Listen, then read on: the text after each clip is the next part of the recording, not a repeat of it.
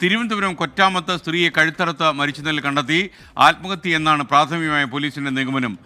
ദന്ത ഡോക്ടറാണ് മരിച്ചത്. ഡോക്ടർ സൗമ്യയാണ് ഇങ്ങനെ ആത്മഹത്യ ചെയ്തതെന്നാണ് വിവരം. ചില ആൾക്കാർ, ചില പ്രേക്ഷകർ ചോദിക്കുന്നുണ്ട്, ഇത് നിങ്ങളെങ്ങനെ ഉറപ്പിക്കും? നമ്മൾ ഉറപ്പിക്കുന്നില്ല, നമ്മൾ സംശയത്തിൻ്റെ നിഴലിലാണ് പറയുന്നത്. പ്രാഥമിക നിഗമനം മാത്രമാണിത്.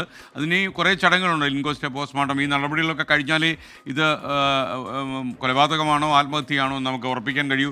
എന്തായാലും ഒരു പാവം ദന്ത ഡോക്ടറാണ് മരിച്ചതെന്ന് മാത്രം നമുക്കിപ്പോൾ പറയാം. അജീഷ് ജയകുമാർ തിരുവനന്തപുരത്ത് നിന്നും തത്സമയം ചേരുന്നു. അജീഷ്, വിവരങ്ങൾ.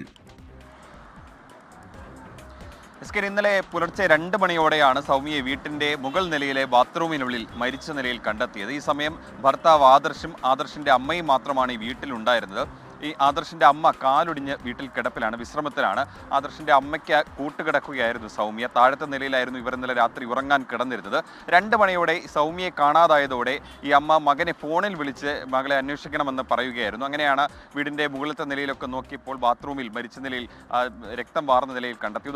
ഉടൻ തന്നെ നെയ്യാറ്റിൻകര മിംസ് ആശുപത്രിയിലേക്ക് സൗമ്യയെ കൊണ്ടുപോയി. പക്ഷേ അപ്പോഴേക്കും ജീവൻ നഷ്ടമായിരുന്നു. മൃതദേഹം ഇപ്പോൾ തിരുവനന്തപുരം മെഡിക്കൽ കോളേജിലേക്ക് മാറ്റിയിട്ടുണ്ട്. അവിടെയായിരിക്കും പോസ്റ്റ്മോർട്ടം, ഇൻക്വസ്റ്റ് നടപടികളടക്കം നടക്കുന്നത്. ഈ സൗമ്യ ഡെന്റൽ ഡോക്ടറാണ്. 31 വയസ്സ് മാത്രമാണ് പ്രായം. ഒരു വിവാഹം കഴിഞ്ഞിട്ട് 4 വർഷത്തോളമായി. കുട്ടികളൊന്നും ഇല്ലായിരുന്നു.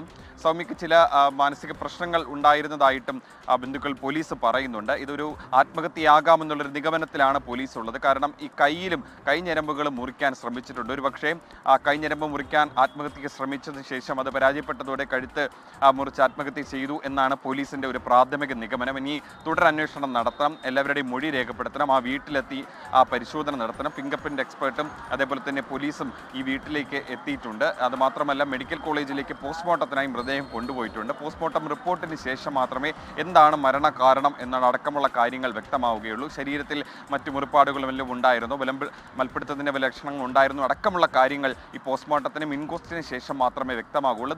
നിലവിലുള്ള പ്രാഥമിക നിഗമനം ഇതൊരു ആത്മഹത്യ എന്ന് തന്നെയാണ്.